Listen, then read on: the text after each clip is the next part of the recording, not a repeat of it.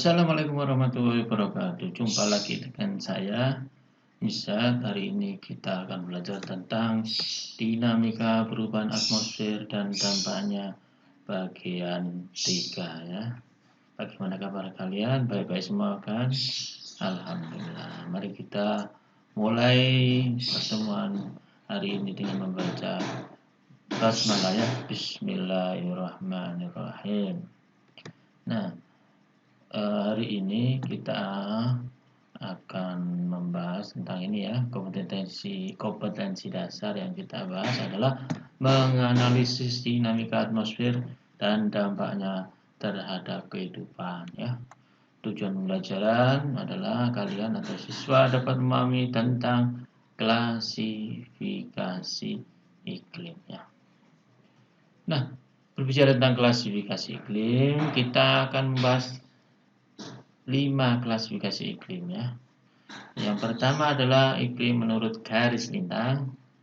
Yang kedua adalah iklim menurut Changhan, atau bacanya Changhan ya, tulisannya Junghun tapi bacanya Changhan. Kemudian klasifikasi iklim Köppen, klasifikasi iklim Smith-Ferguson, dan klasifikasi iklim Haldeman ya. Oke, kita bahas yang pertama, klasifikasi iklim menurut garis lintang atau sering disebut juga sebagai iklim matahari ya. Mengapa ini disebut iklim matahari ya? Karena ini adalah iklim ini terjadi karena perbedaan penyinaran ya, matahari pada daerah-daerah ini, sehingga mengakibatkan daerah-daerah yang beda mendapatkan penyinaran matahari, menjadikan ciri khas daerah-daerah tersebut menjadi berbeda-beda, terutama berkenaan dengan cuaca dan iklimnya ya.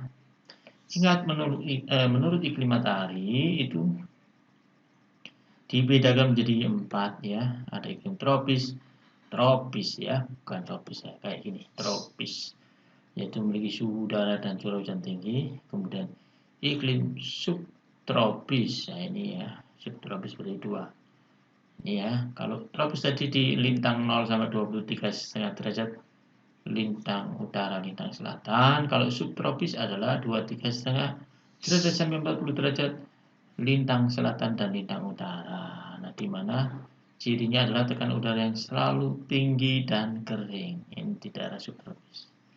Dan iklim sedang, di mana iklim sedang ini wilayahnya ada di 40 derajat sampai 65 derajat lintang utara, lintang selatan.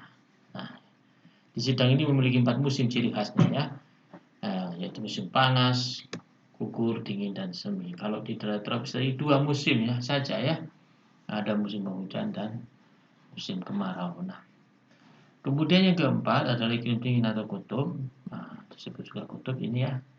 Nah, ini di atas 66,5 derajat lintang utara, lintang selatan, berarti sampai 90 derajat. Nah, ini adalah iklim dingin dan kutubnya. Suhu udaranya ya sangat dingin. Kalau ini kutub utara, ini kutub selatan. Nah, ini iklim menurut garis lintang atau disebut iklim matahari ya. Mungkin penjelasannya lebih detail, mungkin kalian bisa baca-baca di buku atau di literatur lain ya. Kalau belum paham juga silakan bertanya ya. Nah, kemudian klasifikasi iklim yang kedua adalah klasifikasi iklim menurut Changhan atau tulisannya Junghun ya. Berdasarkan ketinggian tempat dan tanaman budidaya. Jadi Changhan membagi iklim berdasarkan ketinggian tempat ya. Kalau menurut iklim matahari itu daerah dingin itu ada di daerah kutub. Nah, kalau di daerah klasifikasi iklim Junghun, daerah yang dingin atau daerah yang ada esnya itu justru tidak harus dicari ke kutub, tapi dicari ke ketinggian. Karena di ketinggian tertentu nanti akan ditemukan daerah yang sangat dingin ya, bahkan ada yang bersalju ya. Jadi artinya salju atau daerah dingin itu tidak hanya di kutub, tetapi di ketinggian di atas 2500 bisa menjadi daerah yang bersalju. Oke, jadi klasifikasi iklim suhu atau Changhan ya itu dibagi menjadi beberapa ketinggian antara 0 sampai 600 dinamakan daerah panas atau iklim panas ya, dengan ciri khas tanaman padi, tebu, karet, kelapa. Kemudian 600 sampai 1500 dinamakan daerah sedang. Ini didiami oleh tanaman tembakau, kopi, coklat, padi ya.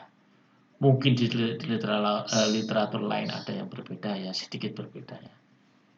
Mungkin ya. Kemudian 1500 sampai 2500 ini daerah sejuk.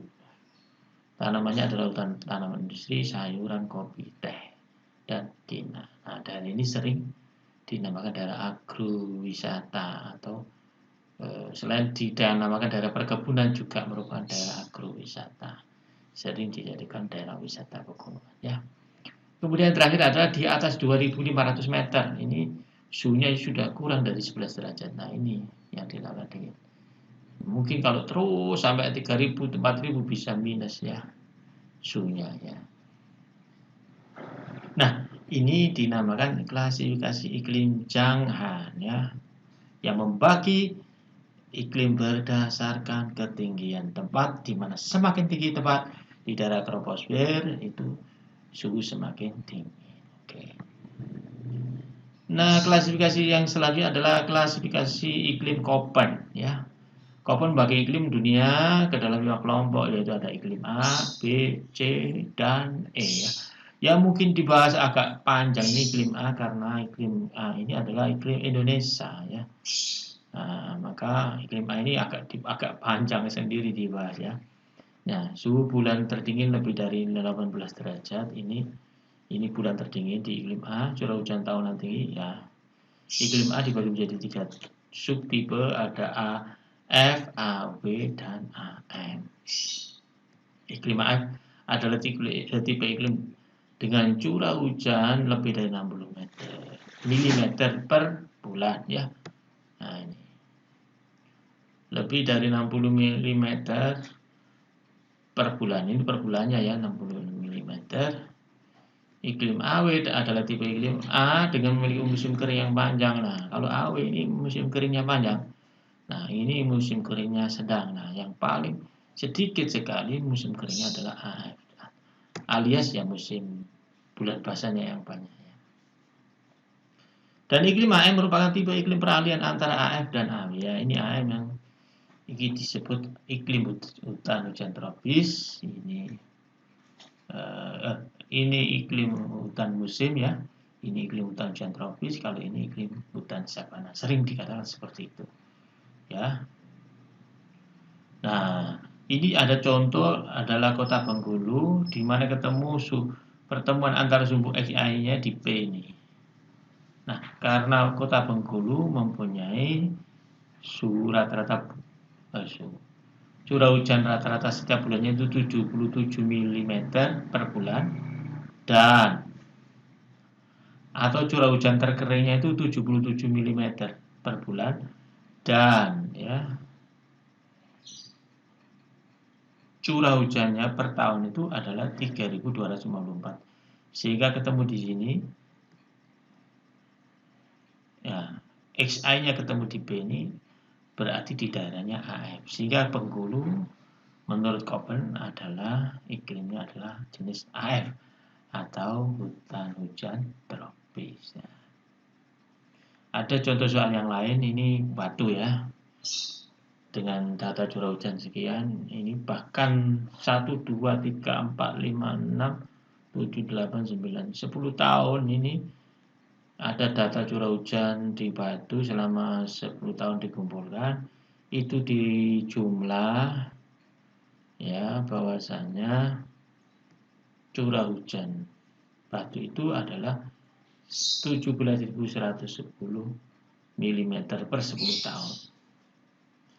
Dan bulan keringnya ini sebanyak 44. Nah, 44 jumlahnya selama 10 tahun itu adalah 44. Nah, maka kalau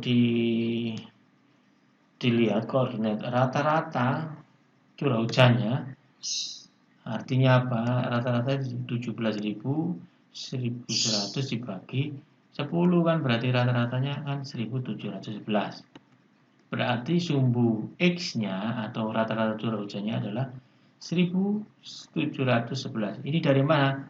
Dari 17.000 dibagi 10 ya. Akhirnya ketemu ini. Jadi sumbu X-nya adalah ketemu di sini. Nah, sumbu Y-nya itu 44. Jumlah bulan keringnya adalah 44, maka ditemukan sumbu X-nya di sini. Nah, ketemunya di diagram iklim Köppen masuk di zona AM, sehingga batu ini tipe iklimnya menurut Köppen yang berdasarkan diagram iklim Köppen ini masuk di iklim AM ya, alias hutan musim ya. Nah, ini adalah penentuan iklim Köppen yang Indonesia ya, pakai diagram Köppen. Nah, saya tadi sudah menjelaskan bahwa iklim A yang dibahas panjang, selain A, Köppen juga membagi iklim, ada iklim B ya, seperti ini iklim. Ini world climate-nya ya, tadi gambarnya seperti ini. Nah, ini ada B, ada C, ada D, ada E yang terakhir ya. B juga ada BW, BS ya. Kalau tadi ada AF, AW, ada AM ya. Maka di B itu juga ada BW dan sebagainya. Nah, secara makronya ada iklim B, yaitu iklim kering gurun. Nah, daerah gurun ini rata-rata adalah iklimnya B ya. Jadinya mempunyai jumlah curah hujan lebih kecil daripada penguapan. Artinya apa, di daerah gurun ini penguapannya tinggi, hujannya sedikit, sehingga daerahnya menjadi daerah gurun. Berarti persebarannya di mana ini kira-kira ya? Asia Tengah ya. Asia Tengah. Kemudian iklim C adalah sedang basah, cirinya adalah mempunyai suhu bulan terdingin min 3 derajat sampai min 18 derajat. Berarti ini daerah-daerah iklim sedang ya. Nah, berarti daerah Eropa ya. Kemudian iklim D, iklim dingin, cirinya adalah mempunyai suhu bulan terdingin kurang dari min 3 derajat dan suhu bulan terpanas lebih dari 10 derajat. Ini adalah daerah mendekati kutub. Ya, mungkin daerah-daerah Skandinavia ya. Skandinavia itu mana? Ya Australia. Skandinavia itu mana? Ya Swedia, Norwegia, dan satunya mana? Skandinavia, Swedia, Norwegia, dan cari ya 3 negara Skandinavia itu. Finlandia, oke, satunya adalah Finlandia. Kemudian iklim E adalah iklim kutub, cirinya adalah mempunyai bulan terpanas dengan suhu sebesar kurang dari 10 derajat. Ini daerah kutub ya, Alaska, daerah kutub selatan. Nah, itu adalah iklim E atau iklim kutub. Nah, tadi sudah kita belajar tentang iklim Köppen, sekarang kita masalah iklim Smith-Ferguson ya. Disebut Key model yang dicatat atas indeks nilai K itu adalah ya iklim Smith-Ferguson ya.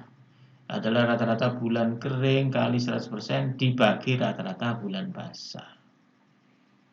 Nah, keterangan bulan kering itu jika curah hujan kurang dari 60 mm. Ini Smith-Ferguson membagi bulan kering, istilah bulan kering itu kurang dari 60 mm. Bulan lembab itu adalah 60 sampai 100 mm. Bulan basah itu curah hujan lebih dari 100 mm ya. Perhatikan, karena klasifikasi bulan hujan ini tidak sama antara Smith-Ferguson dengan Oldman. Nanti kita kelima nanti ada klasifikasi iklim Oldman itu membagi bulan kering lembab basah itu berbeda nilainya ya. Nanti kita lihat ya. Nah, kita teruskan yang Smith-Ferguson dulu ya.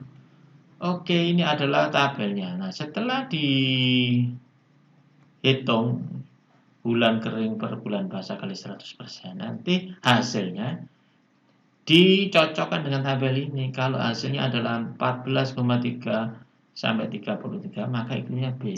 Kalau 0 sampai 14,3 berarti ya iklim A. Kalau nanti hasilnya 300 sampai 700 ya iklim B. Nah, nanti kita lihat contoh soalnya seperti ini ya. Contoh soal menentukan iklim Smith-Ferguson ya.